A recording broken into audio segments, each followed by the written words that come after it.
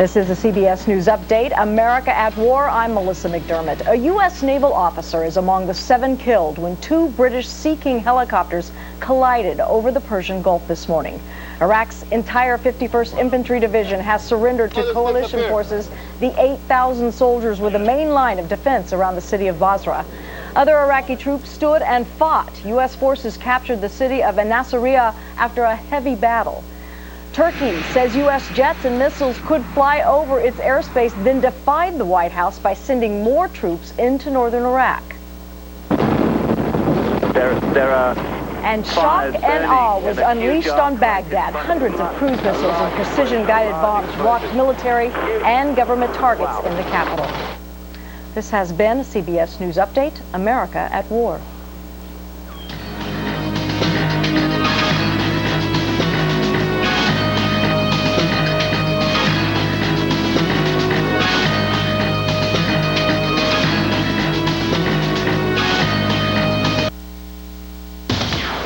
For image.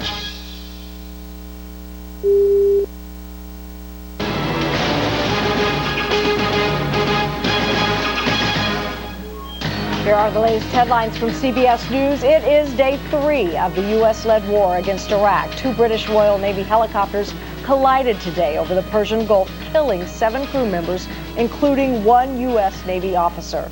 The sun is shining on a battered Baghdad this Saturday after hundreds of cruise missiles and bombs hit key targets in the city.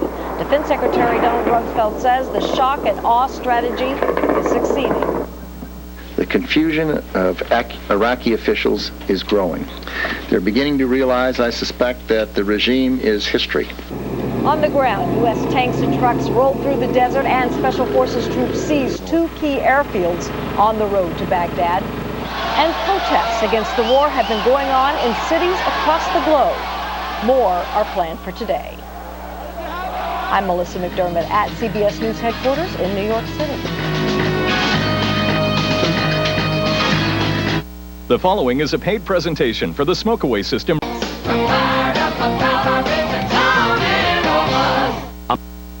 America at War. CBS 4 News' Mike Kurt, South Florida's only TV reporter in the Persian Gulf, covering every move in the showdown with Saddam. CBS 4 News reports live from Iraq. America at War. Coverage you can count on. America at War. Continuing coverage on CBS 4 News.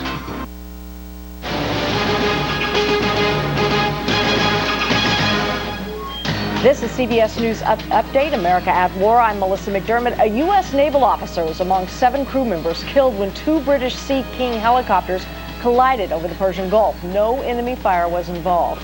Since the start of hostilities, 19 U.S. and British military personnel have died in chopper crashes. 2 U.S. Marines were killed in combat in southern Iraq. Coalition forces are facing some resistance in the southern port of Qasr. This despite U.S. claims of control over the city yesterday. In Baghdad, it's the day after the first wide-scale aerial assault. Overnight, hundreds of cruise missiles and 1,000-pound bombs fell on Baghdad, setting several government buildings and 2 presidential palaces ablaze. And Iraq is denying that its 8,000-strong 51st Infantry is among those who surrendered to coalition forces. This has been a CBS News Update, America at War.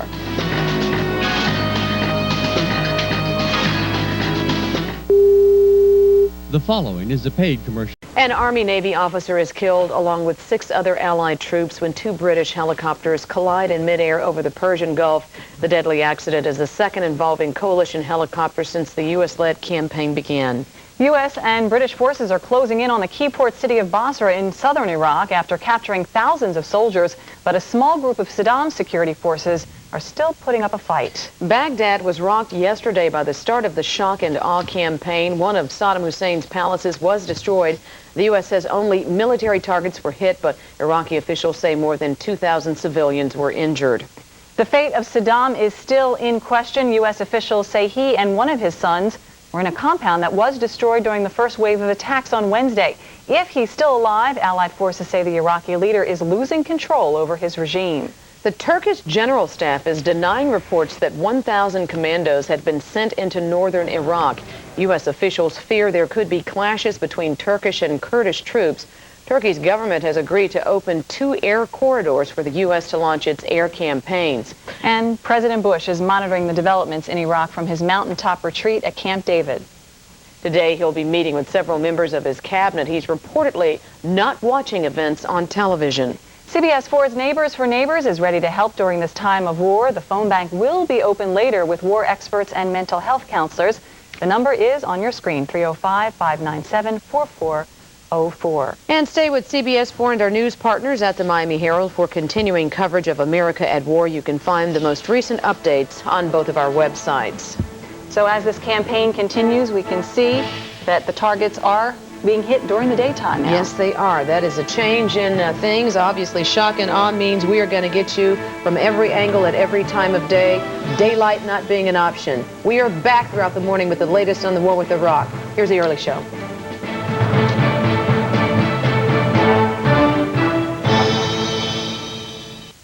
America at War. Continuing coverage on CBS 4 News.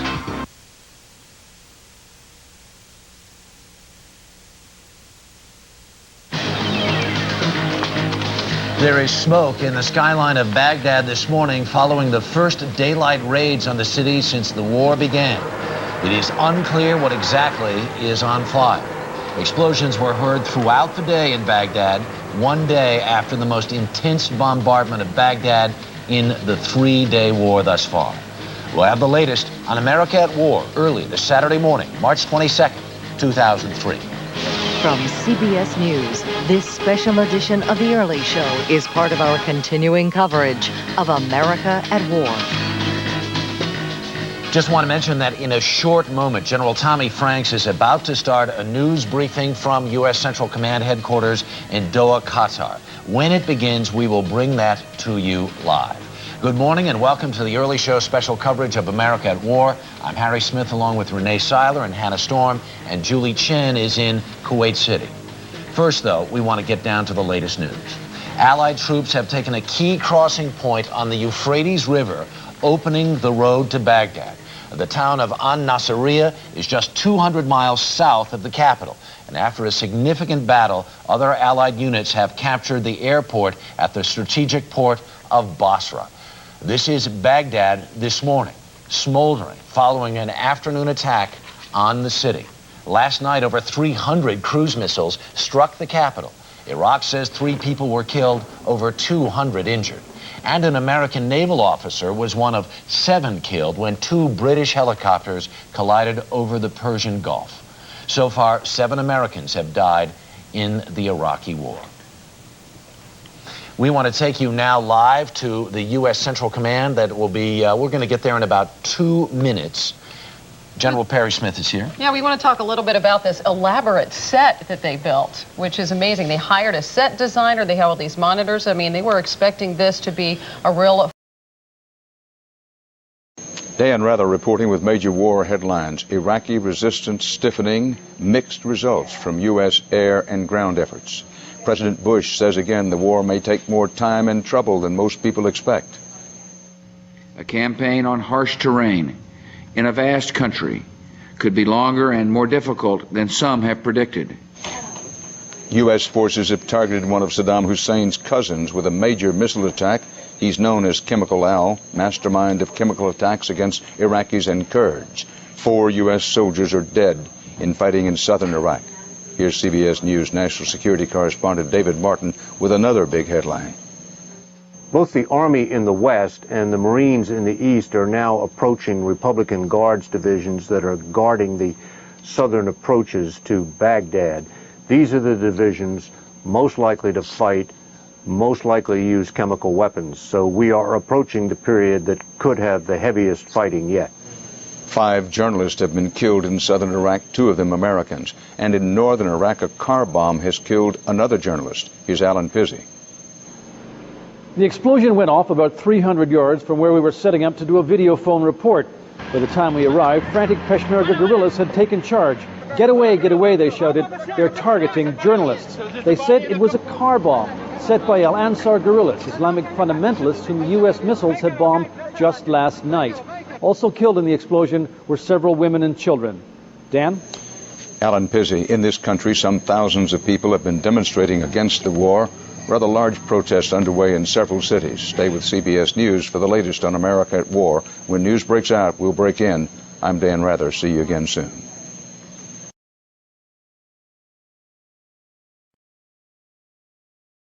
Dan Rather reporting the latest on the war. Low casualties mount some on the front lines in Iraq. The American death toll is now 11, 6 from combat. The British toll is 14. Identifications now of the first 2 U.S. Marines killed in combat. Second Lieutenant Thurell Childers, age 30, of Mississippi, and Lance Corporal Jose Gutierrez, 22, of Los Angeles, both based at Camp Pendleton. 6 journalists are dead as well, including 1 killed today by a car bomb apparently planted by the Ansar al-Islam terrorist group. Well south of Baghdad, advancing U.S. Army troops battled Iraqi forces near An-Nasiriyah. Here's John Roberts. Marines of the 2nd Light Armored Reconnaissance Battalion had hoped to make a major push to the north today, but found that their hands were full by a number of Iraqi civilians that had to be processed as possible prisoners of war. They stopped about 100 Iraqis, searched all of them, talked to all of them, and detained about 17 for further questioning. A major advance toward 2 elite Iraqi Republican Guard units with armor is now underway. In New York, scuffles between police and some protesters during an anti-war march. Dan Rather. When news breaks out, we'll break in. See you again soon.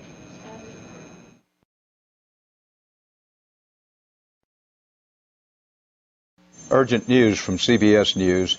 Correspondent Mark Strassman is with the 101st Airborne in northern Kuwait, where there's been an attack.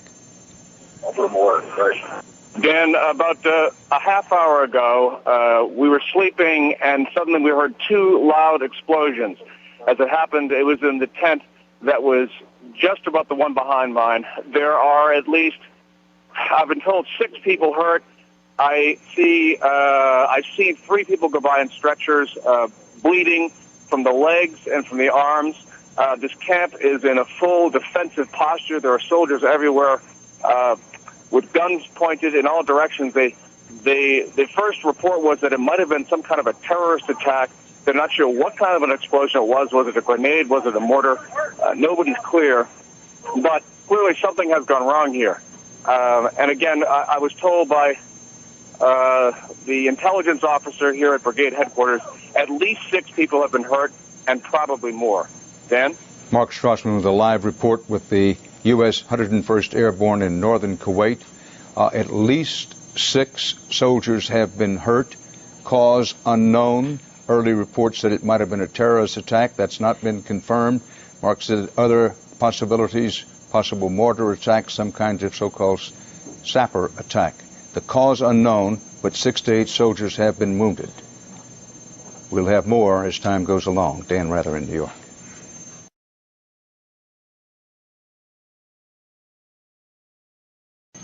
Dan Rather with news of the war.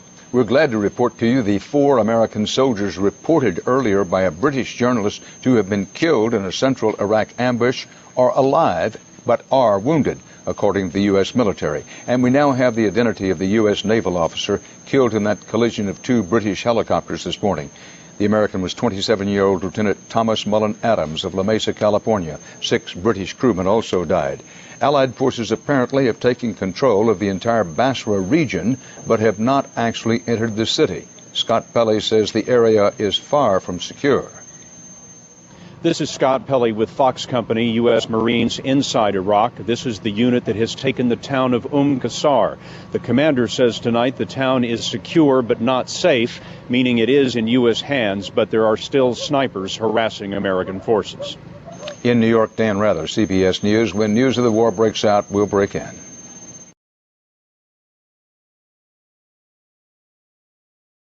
Dan Rather reporting new casualties in the war. There's been a terror attack against the 101st Airborne camp in northern Kuwait.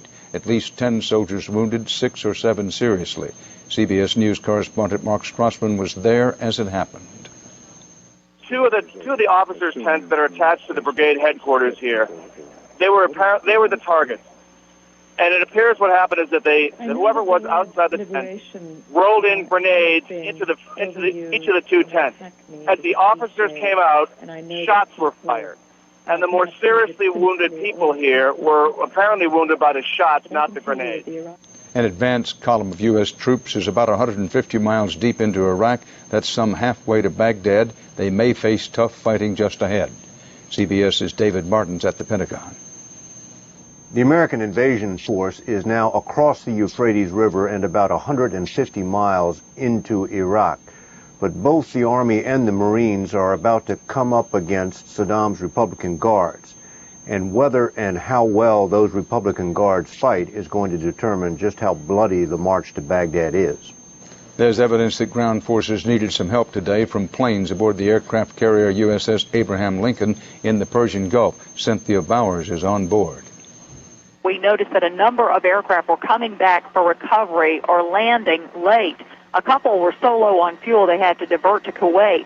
The thought here is that perhaps these fighter jets are being needed to provide extra support for ground troops making their way northward, or perhaps to clear targets ahead of them. Word now that 4 American soldiers, reported by a British reporter, to have been killed in an ambush, are alive, but they were all wounded. In northern Iraq, a journalist was killed in a car bomb attack. In the south, 5 other journalists have been killed under still mysterious circumstances. At a Pentagon briefing today, word that 1,000 to 2,000 Iraqi soldiers have surrendered so far to Allied forces. Iraq's only big entry to the sea is now in Allied hands, but pockets of resistance remain inside Iraq's second largest city, Basra. Reports that very few Iraqi oil wells have been set aflame. Officials now say just 7 wells are burning. And across the USA today, hundreds of thousands demonstrated against the war. CBS is monitoring events as they unfold. When news breaks out, we'll break in. Dan Rather in New York.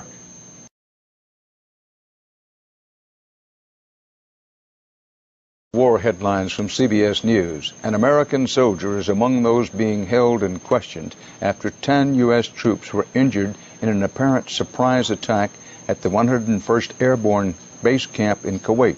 CBS's Mark Strassman is there. The investigation into the terrorist attack here has taken a startling twist. In custody now and being questioned about this attack is an American soldier, an engineering sergeant connected with this brigade's 2nd Battalion. He was found hiding in a bunker. He has apparently been wounded as part of this attack. At one point, he was on the ground in handcuffs, and he was being questioned, how did you get hurt? Was it when you threw the grenades? And he answered, yes. This investigation is ongoing. Also in northern Kuwait, a U.S. Patriot missile shot down an incoming round from Iraq. Inside Iraq, U.S. ground troops have crossed the Euphrates River, and lead elements are now about halfway to Baghdad. In southern Iraq, British troops are surrounding Iraq's second largest city of Basra. Iraqi troops are firing back from within that port city. Facing the prospect of urban warfare, Allied commanders are holding back from an assault, still hoping for a surrender. West of Basra, CBS's John Roberts is moving with the 1st Marine Division. It was a busy day for Marines of the 2nd Light Armored Reconnaissance Battalion today. Patrolling just east of Al-Naziriyah, they discovered a recently abandoned Army compound. They seized a small cache of weapons, mostly hand grenades and rocket-propelled grenades, but they also made a curious find. Part of a packing crate addressed from Germany to the chemical depot of the Iraqi military. Relieved U.S. officials say they know of only 7 oil wells set afire in the advancing troops' path. U.S. warships and planes launched more cruise missiles at Baghdad, shaking the city day and night. Tonight, B-52s took off from England for the skies over Iraq. Tens of thousands of anti-war protesters marched through New York City today, leading another day of protests around the world. Still, crowds were not as big as demonstrations before the war began. Dan Rather at CBS News World Headquarters will update this story throughout the evening. When news breaks out, we'll break in. That war continues with Dan Rather in New York. This is CBS, America's most watched network. Day 4 in the war with Iraq, the toughest day yet. Bombs hit Baghdad again, major airstrikes elsewhere. Near Basra, Iraqi troops put up a fierce fight. Some oil wells set ablaze. American forces, overcoming resistance, then roll north, every hour bringing them closer to the battle for Baghdad. America at War. From CBS News headquarters in New York, here is Dan Rather. Good evening. Toughest day of the war thus far, on the ground and in the air, the fourth day of the U.S.-led invasion of Iraq. 16 Americans were wounded, 6 seriously, in a grenade attack on a rear base camp of the 101st Airborne in northern Kuwait. One American soldier, that's right, one American soldier, and 2 Kuwaiti translators are being held as suspects in that attack. Inside Iraq, there were these other developments. Ground engagements were heaviest around the southern port cities of Basra and Qasr. Coalition forces have largely surrounded but not occupied Basra because Iraqi troops in civilian clothes greeted U.S. Marines with sniper fire and booby traps. Things were somewhat easier in Qasr. In central Iraq, U.S. troops, after facing their fiercest opposition last night, continued to move at top speed north toward the approaches to Baghdad. They were resupplied from the air as they headed towards 2 elite Republican Guard units, Saddam's best trained and best armored forces, which were hit by American airstrikes during the day. There were also airstrikes in northern Iraq. Those were aimed at Iraqi army forces in the oil-rich area of Kirkuk. And 5 people were killed, including one Australian journalist, when Islamic fundamentalists believed to be allied with Al-Qaeda set off a car bomb. Kurdish militia forces in that area are concerned that Turkish military outfits may move into northern Iraq in greater numbers. There are reports the Pentagon is considering airlifting U.S. forces into the area to keep Turks, Kurds, and troops loyal to Saddam apart from each other. Faced with a final turndown from Turkey to allow U.S. ground forces to be based in that country, the Pentagon is now moving the Army's 4th Infantry Division toward Kuwait by sea via the Suez Canal. It'll take a while. Today's different resistance attacks underscored a warning that President Bush issued again this day that this war in Iraq may take longer and be harder to predict than anyone expected. For the more on these and late developments, we turn to the Pentagon and our veteran national security correspondent, David Martin. David.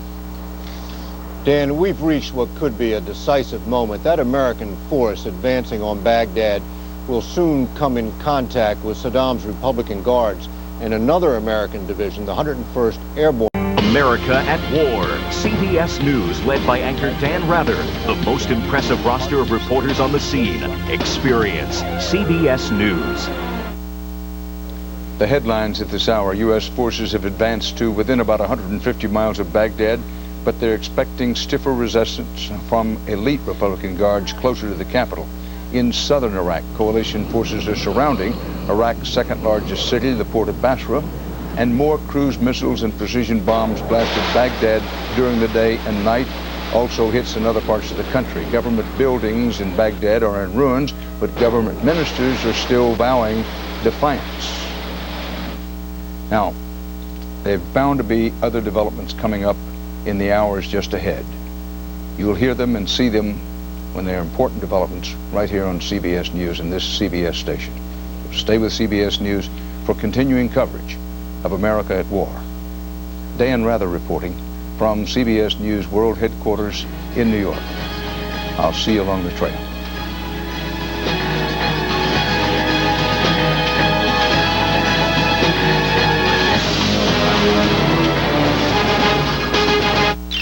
How?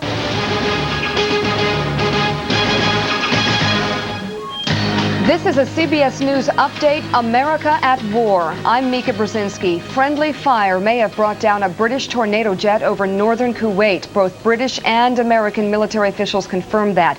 A Patriot missile battery may have engaged the jet as it returned from a mission. The crew is still missing.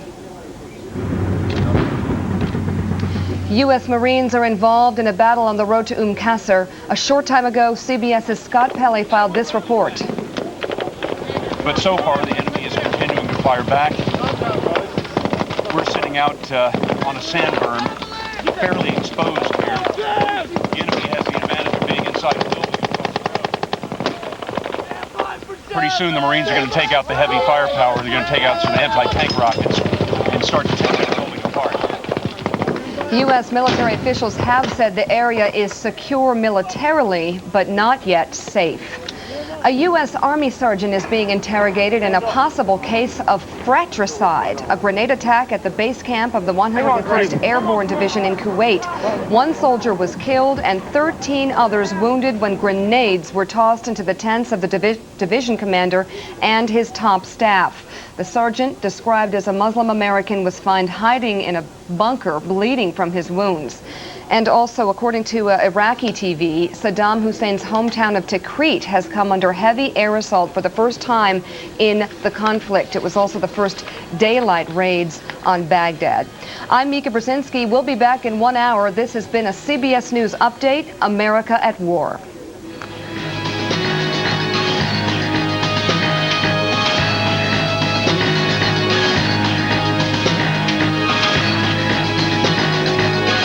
There's an A.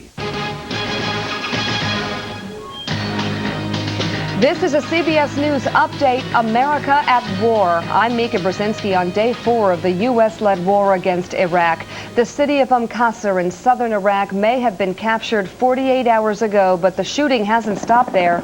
CBS News correspondent Scott Pelley is in the thick of it with the U.S. Marines. He filed this report earlier this morning.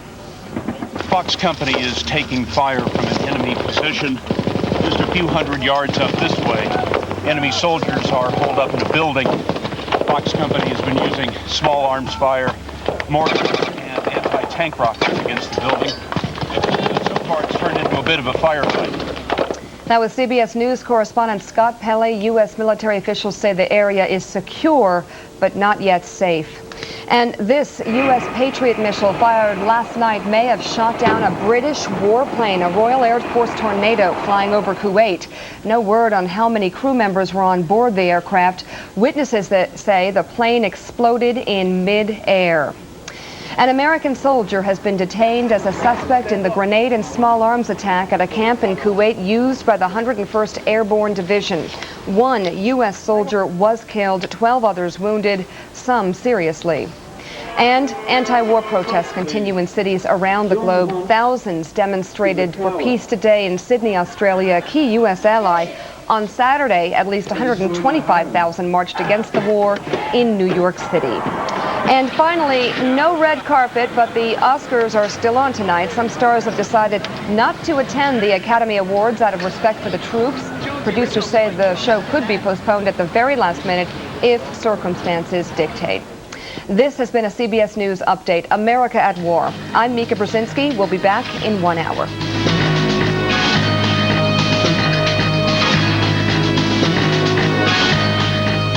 Seniors are in the bottom 10% in is a paid.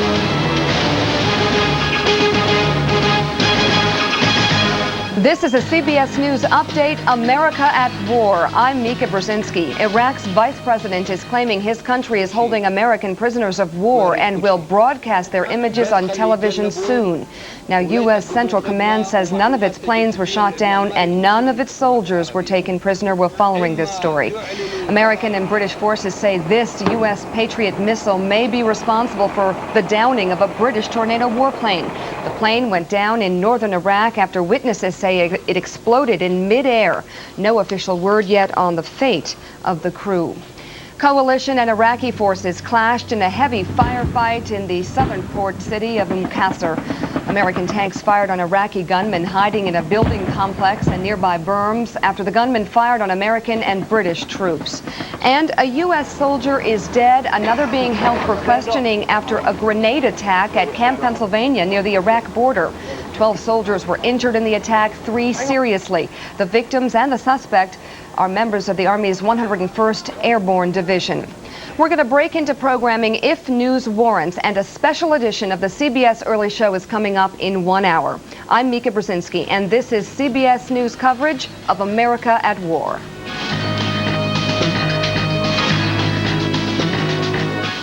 Iraq. Today, a British Royal Air Force plane apparently shot down by a U.S. Patriot missile near the Kuwait border.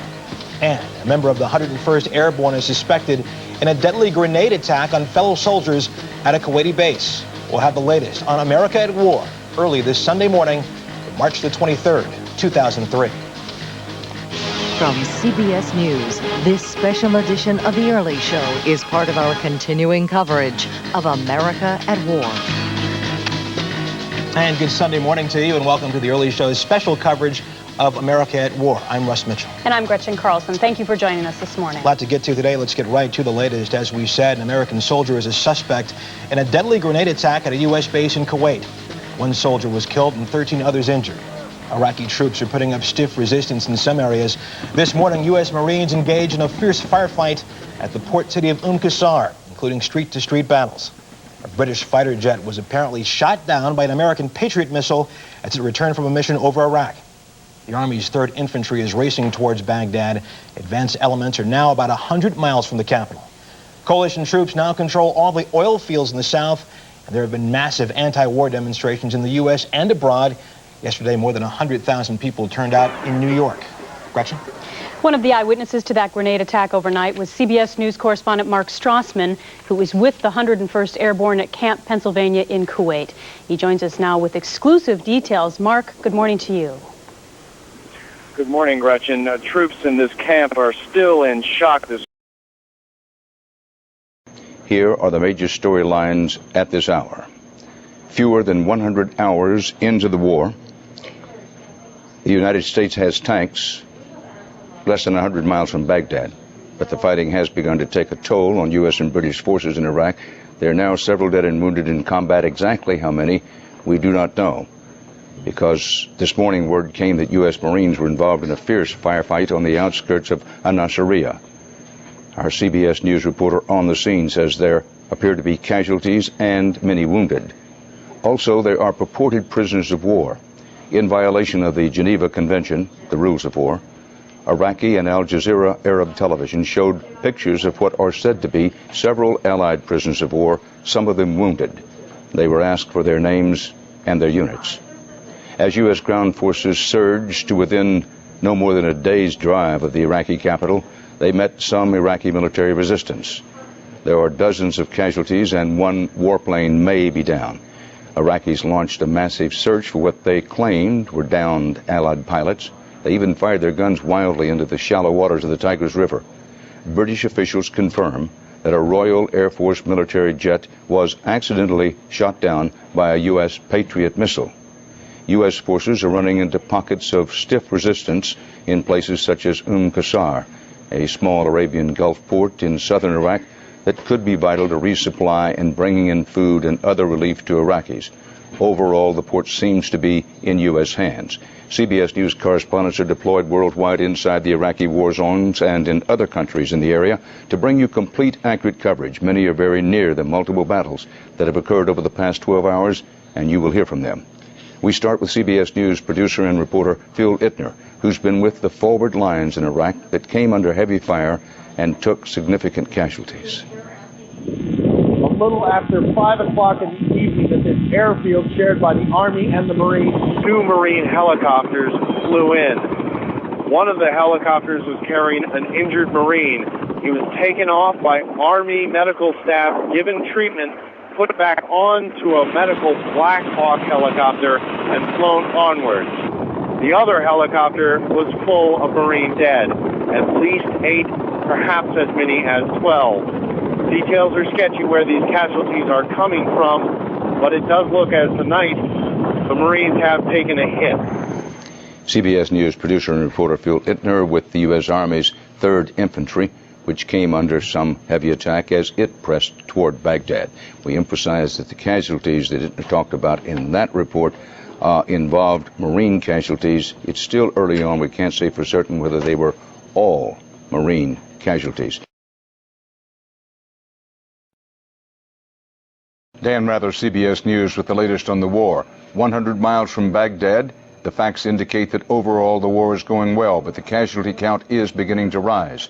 U.S. troops are meeting some of the stiffest resistance so far along the road to Baghdad. There was an 8-hour firefight near the town of An-Nasiriyah. Early reports indicate 50 casualties, that's dead and wounded, with 15 more Marines missing. CBS newsman Phil Ittner is there. a little after 5 in the evening here at this airfield, 2 Marine helicopters flew in. One of them was carrying a injured Marine. He was taken off by Army medical staff, given aid, and then put back onto a Black Hawk medical vehicle, medical helicopter, which flew him onwards for further aid. The other Marine helicopter was carrying the dead, quite an awful lot of them. Iraq's second largest city, biggest port, Basra, is reported subdued, not taken, but subdued. CBS News correspondent Scott Pelley reports a battle in the south near the smaller port city of Qasr. Marines came under fire for 5 hours, but had no casualties. British commandos are also fighting nearby on the Al-Fal Peninsula. President Bush is back at the White House after a weekend at Camp David. It is evident that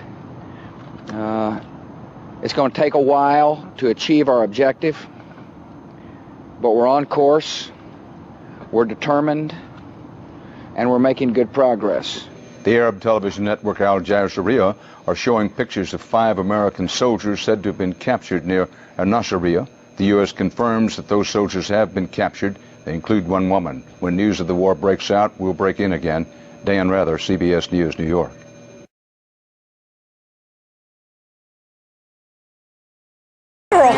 Yes, dear. CBS Monday.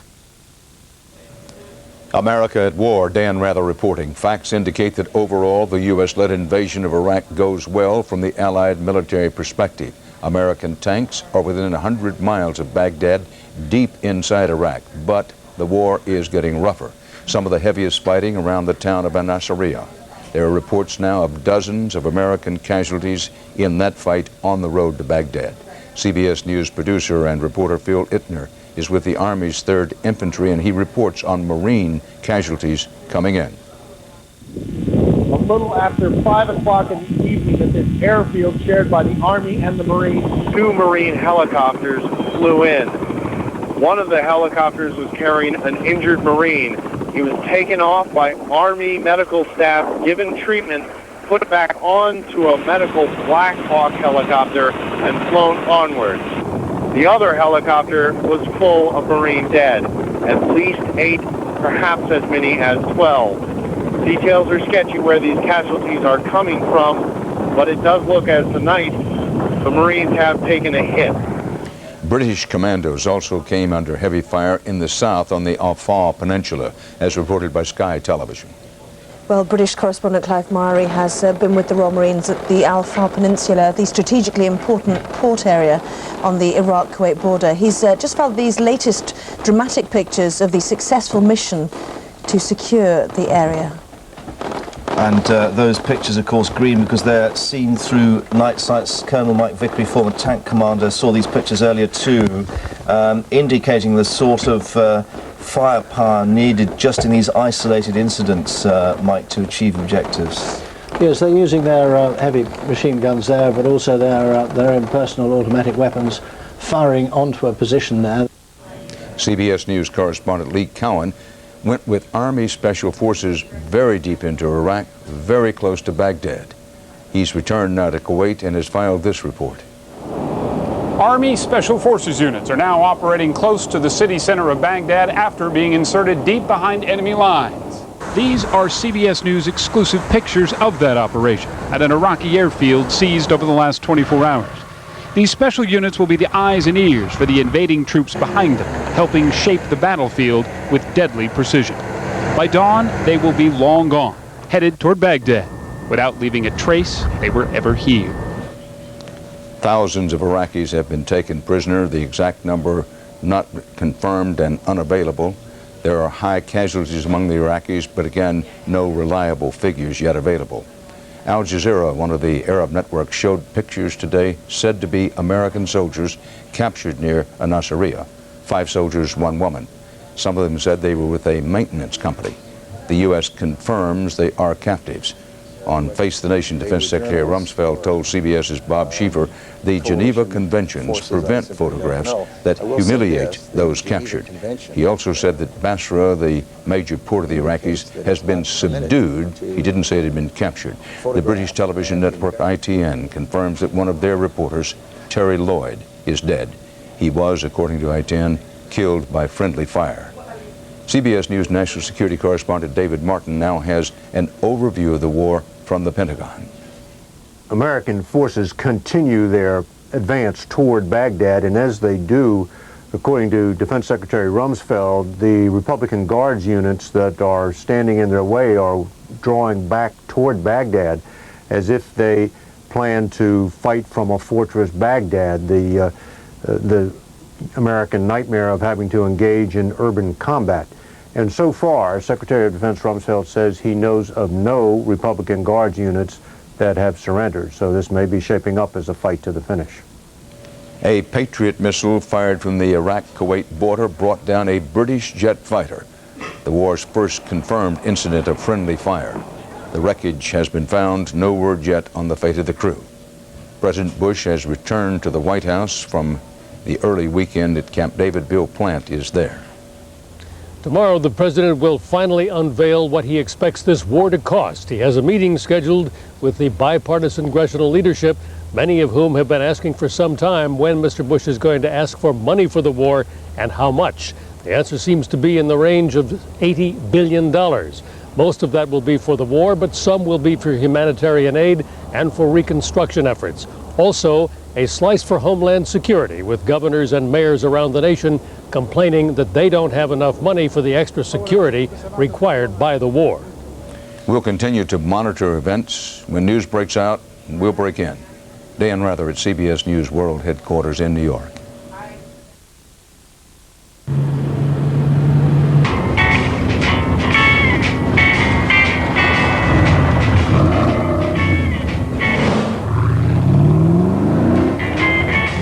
Let's go to Dan Rather in New York.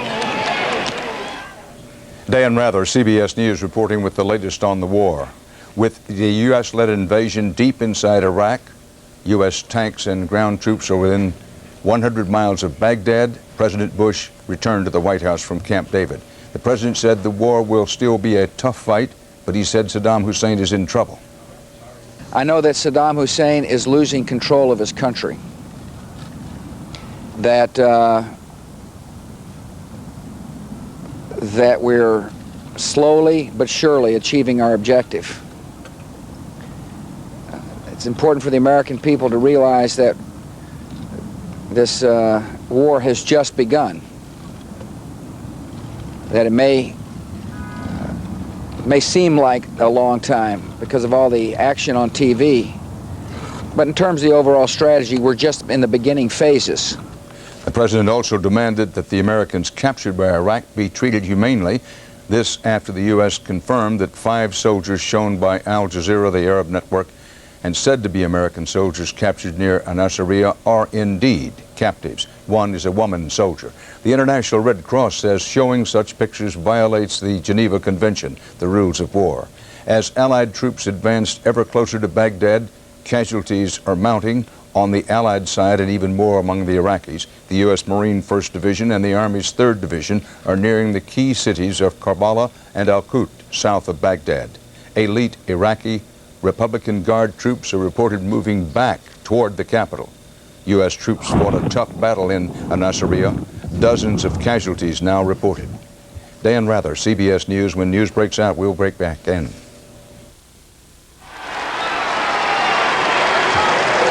We welcome you back to Boston, where Pitt continues. Dan Rather, CBS News, with the latest on the war. 100 miles from Baghdad, the facts indicate that overall the war is going well, but the casualty count is beginning to rise. U.S. troops are meeting some of the stiffest resistance so far along the road to Baghdad. There was an 8-hour firefight near the town of Al-Nasiriyah. Early reports indicate 50 casualties, that's dead and wounded, with 15 more Marines missing. CBS Newsman Phil Ittner is there. A little after 5 in the evening here at this airfield, 2 Marine helicopters flew in. One of them was carrying a injured Marine. He was taken off by Army medical staff, given aid, and then put back onto a Black Hawk medical vehicle, medical helicopter, which flew him onwards for further aid. The other Marine helicopter was carrying the dead, quite an awful lot of them. Iraq's second largest city, biggest port, Basra, is reported subdued, not taken, but subdued. CBS News correspondent Scott Pelley reports a battle in the south near the smaller port city of Qasr. Marines came under fire for 5 hours, but had no casualties. British commandos are also fighting nearby on the Al-Faw Peninsula. President Bush is back at the White House after a weekend at Camp David. It is evident that it's going to take a while to achieve our objective, but we're on course, we're determined, and we're making good progress. The Arab television network Al Jazeera are showing pictures of 5 American soldiers said to have been captured near Nasiriyah. The U.S. confirms that those soldiers have been captured. They include 1 woman. When news of the war breaks out, we'll break in again. Dan Rather, CBS News, New York. Dan Rather, thank you. In the less important world of basketball now, the game just completed here. We'll pick you up. Dan Rather, CBS News, updating you on the war. The invasion overall seems to be moving along reasonably well, according to President Bush. But there's news at this hour from Central Command in Doha, Qatar. In the vicinity of Nasiriyah, United States Army supply convoy was ambushed by irregular Iraqi forces. A number of American service members were wounded in that action, and as a result of that action, 12 U.S. service members are reported missing. Bloody Sunday in Baghdad. These are pictures of Baghdad burning anew from raids a short while ago. This picture is live. Exactly where these fires are burning, we have not yet determined. But for the 4th day in a row, Baghdad has been hit. It was hit heavily yesterday, at night and during the day, and now it has been hit again. We have no idea of what was hit, nor do we have even an estimate of casualties. 5 U.S. soldiers have been captured near Nasiriyah. The Arab television network Al Jazeera showed videotape of them. When news breaks out, we'll break back in. Dan Rather, CBS News, New York. See you again soon. Keyword CBS Sports Line. Dan Rather, CBS News, with a major war update. The big invasion picture, U.S. officials say, is encouraging. Facts on the ground tend to support that assessment, but on several fronts there have been deadly battles, and this is a bloody Sunday. The worst appears to be near Nasiriyah, where a large U.S. Marine advance force was ambushed by people wearing civilian clothes. CBS's John Roberts has new details of how bad that toll is. John Roberts reporting tonight from the outskirts of Al-Nasiriyah in Iraq, where there was a fierce gun battle today. A Marine unit was ambushed by members of Saddam's militia who wear plain clothes and carry AK-47 rifles. Apparently, the Marines were trying to establish a bridgehead when they were ambushed from behind. The battle lasted for about 2 hours. There were 50 Marine casualties, a number of dead. 15 are still missing. In the Euphrates River town of Nasiriyah, CBS newsman Kirk Spitzer has further details of what that firefight was like. Colonel O'Rourke described the fighting as much heavier than the Marines had expected. He said that the Iraqis fought very hard. Many of the Iraqis fought right to the death. Very few attempted to surrender. In fact, there were many Iraqis who feigned surrendering and picked up weapons and began attacking Marines when they bypassed their positions. Fighting raged all day into the night. It's continuing even as we speak.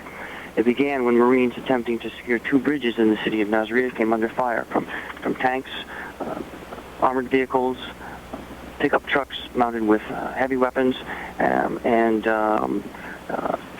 soldiers and gunmen armed with small arms. One Marine pilot reported one time seeing more than 1,000 gunmen firing at Marines from rooftops. At today's official briefing from the command center in Doha, Qatar, U.S. military generals reported more tough news about an Army unit. The coalition encountered pockets of determined resistance by irregular Iraqi forces who in some cases fought in civilian clothes or in modified commercial vehicles.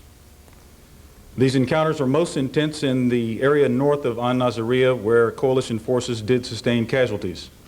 Baghdad was hit again tonight. Huge fires raged. No word on what was hit, how many bombs or missiles were sent, and what any casualties were sustained. David Chater of Sky TV News is in Baghdad with late details. So yes, you heard the roar there, and they're coming down pretty low to drop their bombs. And that was a cruise missile. That was a cruise missile, I'm told. So we have jets and cruise missiles coming in at the moment. In southern Iraq, U.S. Marines and Army forces are still battling some resistance from snipers and small ambushes. Basra is said to be, quote, subdued but not captured. In the smaller port city of Qasr nearby, Scott Pelley has witnessed battles all day. The firefight started at mid-morning along a road that leads into this vital port town. 2 platoons of Fox Company engaged the enemy with M16s, heavy machine guns, and mortars. The Iraqis were dug in along a wide front, firing from the open desert and at least one building. Fox Company is taking fire from an enemy position just a few hundred yards up this way. Enemy soldiers are holed up in a building. Fox Company has been using small arms fire, mortars, and anti-tank rockets against the building. President Bush, back from a weekend in Camp David, says the war is going well, but it will be hard fought. It is evident that it's going to take a while to achieve our objective, but we're on course, we're determined, and we're making good progress. U.S. officials also identified the soldier accused of tossing grenades into commanders' tents at Camp Pennsylvania in Kuwait. He is 101st Airborne Sergeant Ahsan Akbar, an American of the 101st. 1 soldier was killed, 15 wounded. Reaction now from Bob McNamara at the 101's home base, Fort Campbell, Kentucky. There was a lot of anxiety here over the grenade attack on the 101st Airborne Division. The deadly reality of this war has come home. A spokesman for Fort Campbell says the 101st's mission will continue. But families of soldiers overseas say the grenade attack is one more thing to worry about when they have so many concerns. Dan Rather, more news as it comes in. Mr. Goodwrench, who is this one and only GM expert? I gotta find this guy. So, Fred, you are Mr. Goodwrench? That's right. You say you're Mr. Goodwrench, but that guy says he's Mr. Goodwrench. Well, I'd have a little talk with Chirpy over there, but that's just me. That's how I roll. And you're Mr. Goodwrench. That's right. Huh. Will the real Mr. Goodwrench please step forward? Find Mr. Goodwrench at over 7,000 GM dealerships nationwide. All right, pal. Give me the bullhorn. No. Crown Ford wants you. Crown Ford wants you because you can drive home over the Euphrates River. CBS's Phil Ittner is there. This airfield in south central Iraq is awash with activity following the firefight between Marines and Iraqi soldiers. Many of the soldiers here are quite angry because of what they are learning in that those Marines were drawn into a firefight by Iraqi soldiers pretending to surrender. The U.S. military says fewer than 10 Americans total have been killed in combat. 12 are missing in an ambush. More were wounded there. No official estimates of Iraqi casualties in the fighting.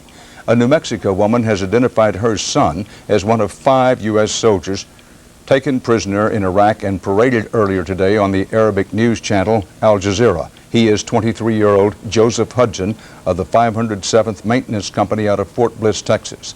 Secretary of Defense Rumsfeld says Iraq's display of the POWs violates the Geneva Conventions. Dan Rather, CBS News. We'll break into basketball anytime developments warrant.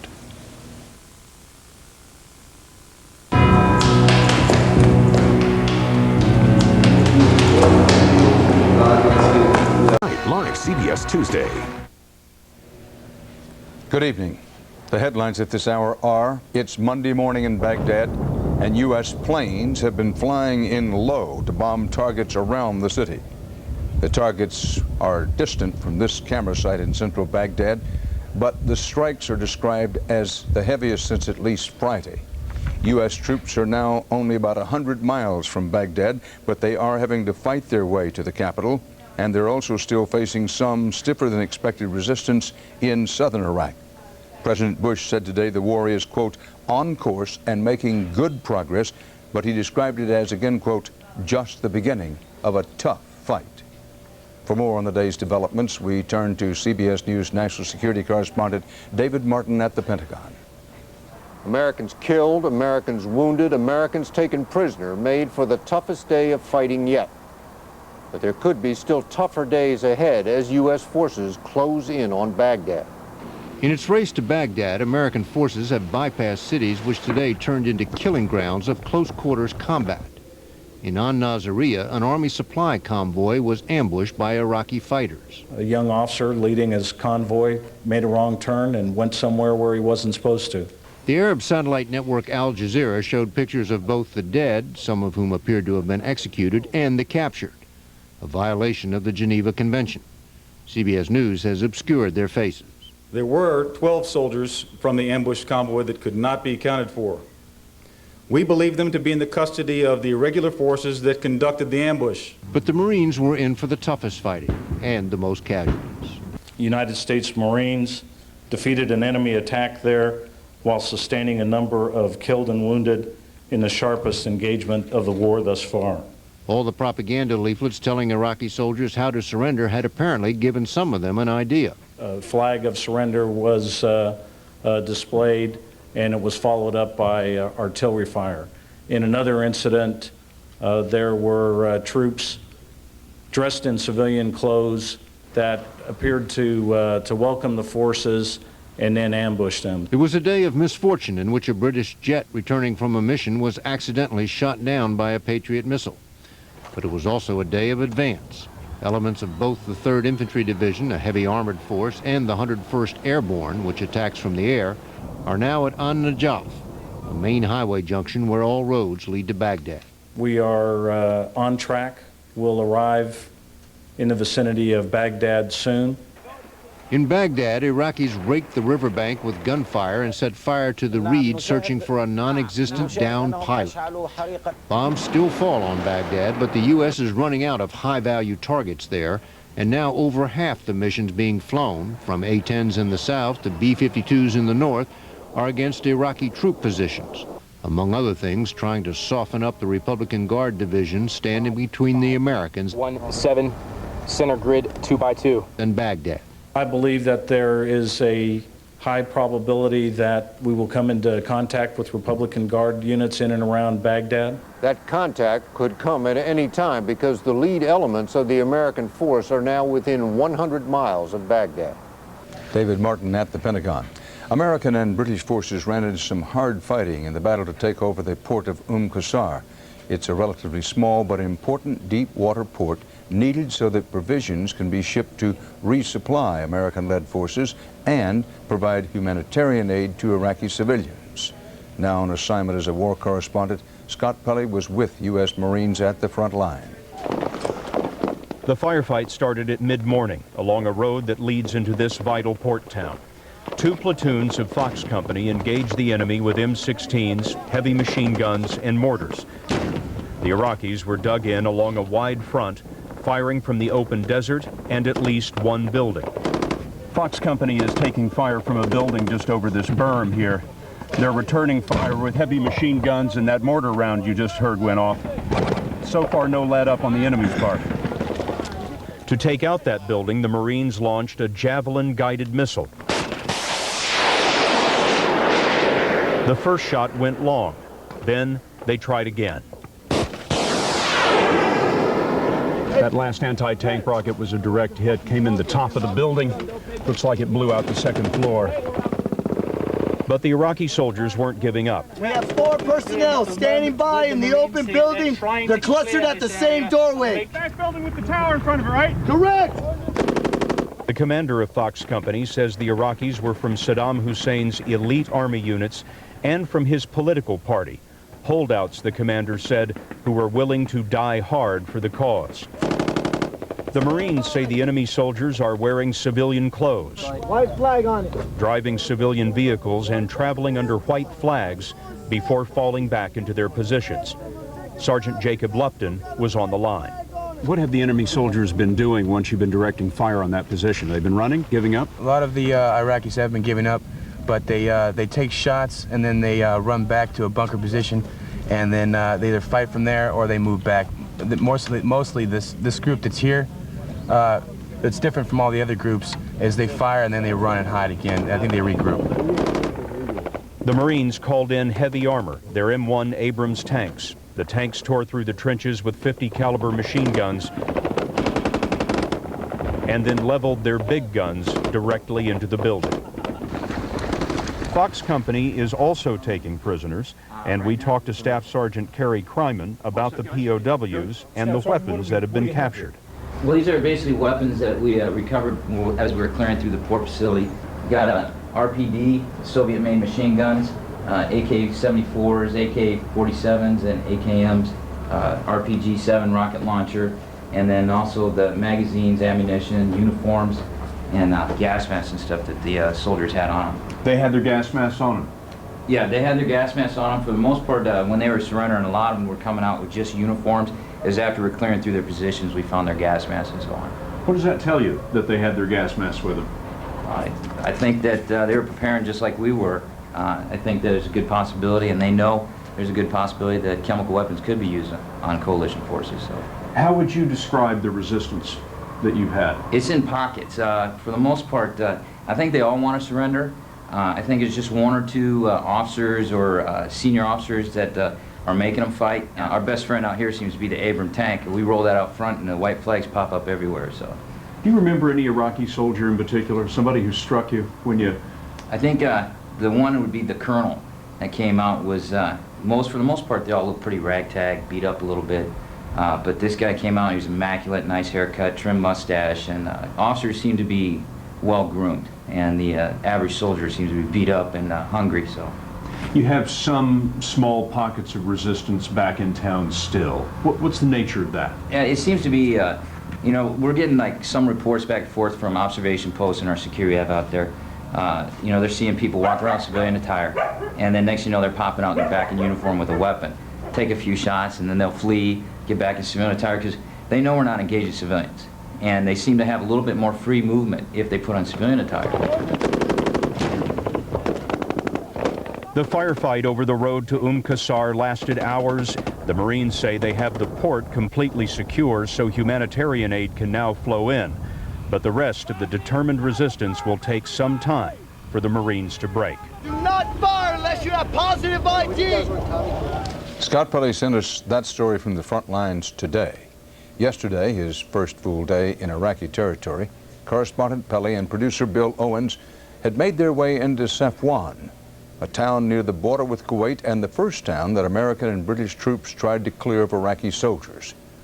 After the Americans and British moved on, Scott Pelley went in. American helicopters thundered over the Iraqi town of Safwan this morning. It is a city that is liberated, but not yet saved.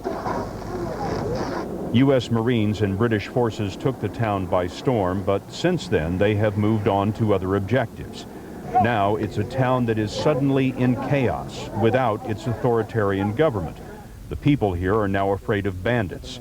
There's no water, no electricity, and no medicine in the hospital. More thieves Have thieves? Yeah. You want a government to stabilize what's happening now? Yeah. No one's in control? No one's control. This is the Ba'ath political party headquarters, Saddam Hussein's political party. It was lightly defended with trenches and sandbags, and back here over my shoulder there's an anti-aircraft gun. Funny thing about it, it seems like a new gun, but there are only 2 small boxes of ammunition there. Whoever was in charge of firing that gun didn't get many rounds off before he was out of ammo. You can see that mobs have already looted this building. They burned part of it, and right up here was the ubiquitous poster of Saddam Hussein. They cut it down this morning. We asked one of the people here why they cut it down, and the man said, well, because we can.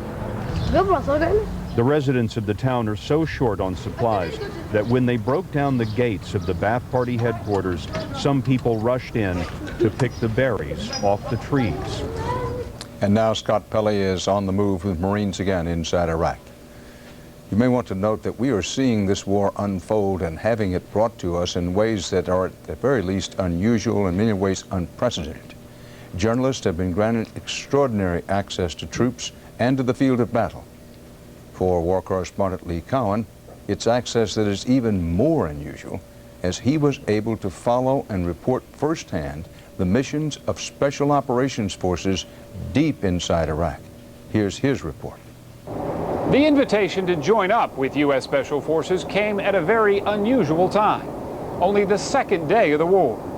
We were allowed to tag along on 2 secret missions, and only now we can report to you what we saw of a community that rarely likes to be seen. It was long after midnight when we finally hooked up with an Air Force Special Operations unit on a tarmac in northern Kuwait. Even a sliver of moonlight seemed to make them nervous, as did our cameras, especially at the mission briefing. Godspeed and your great Americans. Their careers depend on secrecy, which is why we won't identify any of the men we talk with. Some haven't even had a picture taken of them as an adult, for fear it might compromise future missions. They are men of few words, but war offered this brief exception. It's exciting enough on its own, but it's nice to know that we're helping kick the whole thing off. The target of our first mission with this Special Forces unit was Iraq's southern oil fields, a half-an-hour flight.